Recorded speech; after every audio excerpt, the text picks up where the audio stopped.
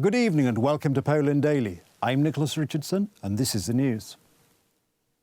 Day 390 of the Russian invasion of Ukraine. UK Minister of State James Heappey said that London is ready to help fill gaps in Poland's air defence system as a result of Poland's decision to transfer 10 MiG-29 aircraft to Ukraine. Kiev is also expecting 13 MiGs from Slovakia.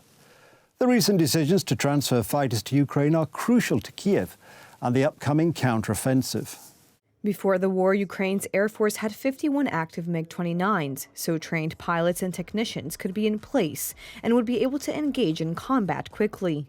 The Polish Air Force will in turn be supplemented with British fighters if the Polish government makes the appropriate request. We will very positively consider a possible request from Poland to fill future gaps in the air defense system.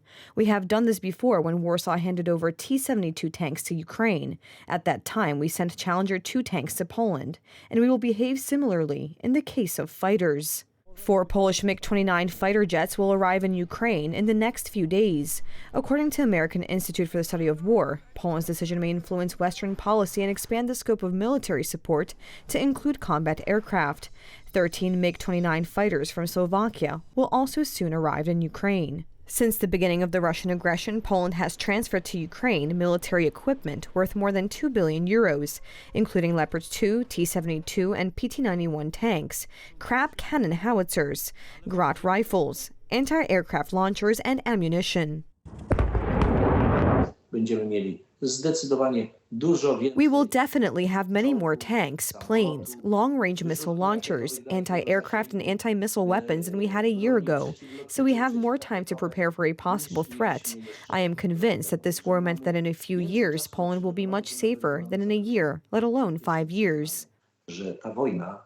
The policy of supporting Ukraine also continues in Brussels. European Union foreign ministers have agreed to a 3-stage plan that calls for supplying Ukraine with ammunition from its own warehouses, joint purchases, and strengthening the European defense industry. The community's budget will be allocated 2 billion euros for this purpose. Poland is one of the main producers of 155mm caliber ammunition, for which the Ukrainians have a particular need. We need to provide ammunition, not only a focus on deliveries which we Europeans can coordinate together, but also on joint production. Here we are looking in Germany at the Gepard anti-aircraft weapon ammunitions, but it is clear that there needs to be further production efforts provided jointly by the Europeans. I don't think that this can lead to another kind of escalation. If you see at the level of brutality, rocket attacks which Russia perpetrates against the energy infrastructure, complete city razed, destroys, child kidnapped and forcibly being Russified, how more can this escalate? According to a former advisor to the Ukrainian president's office, Alexei Arestovich, Kiev will soon begin a massive shelling of Crimea as part of its spring counteroffensive.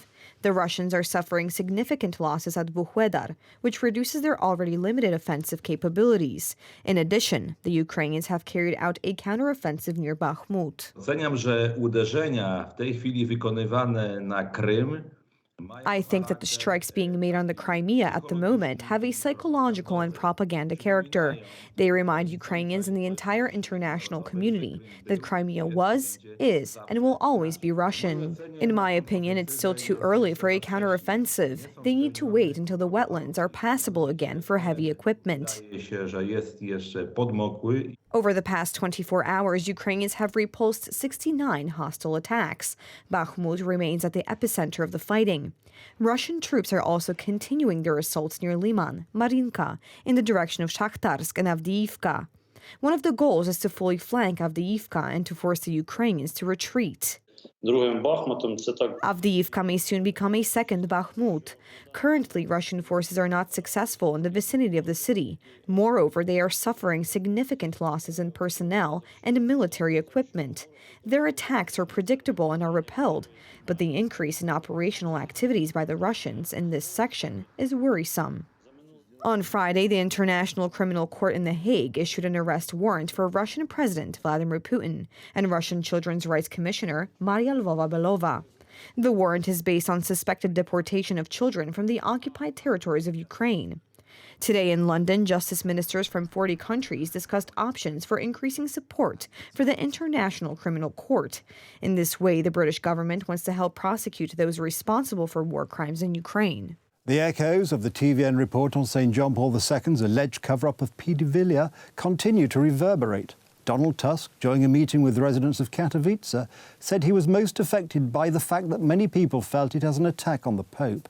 The Civic Platform leader said that the Holy Father's merits should be separated from his alleged faults. This is Donald Tusk's first statement in the more than 2 weeks since the TVN24 report aired. There can be no excuse for paedophiles in cassocks, and there can be no reason for paedophilia in the church to cause us to question who John Paul II was in political, international laws, how important a figure he was in the life of our generation. Meanwhile, the latest polls are increasingly unfavourable for Civic Platform. In the latest United survey for Wirtualna Polska, Law and Justice's lead over the Civic Coalition is growing. More than 33% support the ruling party, while Civic Platform has 25%. Meanwhile, according to another poll by the Polster Research Institute for Super Express, 73% of those surveyed do not believe Donald Tusk will fulfil his pre-election promises. On the 9th of March, the Sejm passed a resolution in defence of the good name of John Paul II. It was adopted thanks to the votes of the Law and Justice Parliamentary Club and the Polish People's Party. The left was against it. Civic Platform, on the other hand, did not speak at all. Donald Tusk tried to explain it yesterday in such a way that the Pope protected paedophilia, and yet he had his good sides. I think this is also unacceptable to the majority. De facto, it is a repetition of the Espec narrative that TVN broadcast to us. In a report by the TVN station, Franciscan III St. John Paul II was accused of contributing to the cover-up of paedophilia cases in the church while he was still Metropolitan of Krakow. The material mainly used documents of the Communist Security Service. The Security Service fought against the church by invigilating its structures and introducing agents with homosexual tendencies into the structures of the church. On the 2nd of April, the first National Papal March will pass through the streets of Warsaw. The purpose of the event is to give thanks for the pontificate of John Paul II and to show opposition to recent attacks on his authority. So that we, as a community, remind ourselves of our values, remind ourselves of what he did for us, who John Paul II was for us, remind ourselves also that among the historical figures who constitute the Polish heritage, this is one of the greatest, if not the greatest, and that we should give expression to respect for these values. The march will start at 11 a.m. at the Romano Dmowskiego roundabout in Warsaw. Then it will progress along Marszałkowska and Królewska streets, along Pilsudski Square, and will end with a solemn Holy Mass in the Archcathedral Basilica of St. John the Baptist in the Warsaw Old Town. Early today, Chinese President Xi Jinping met his dear friend Vladimir Putin in Moscow, seeking both to deepen economic ties with an ally he sees as a useful counterweight to the West and to promote Beijing's role as a potential peacemaker in Ukraine. Dear Chairman, dear friend, welcome to Russia, to Moscow. I'm glad to have an opportunity now in person to congratulate you on re-election as the leader of China. It became possible as the people of China and its representatives saw value in your effort over the last decade. Over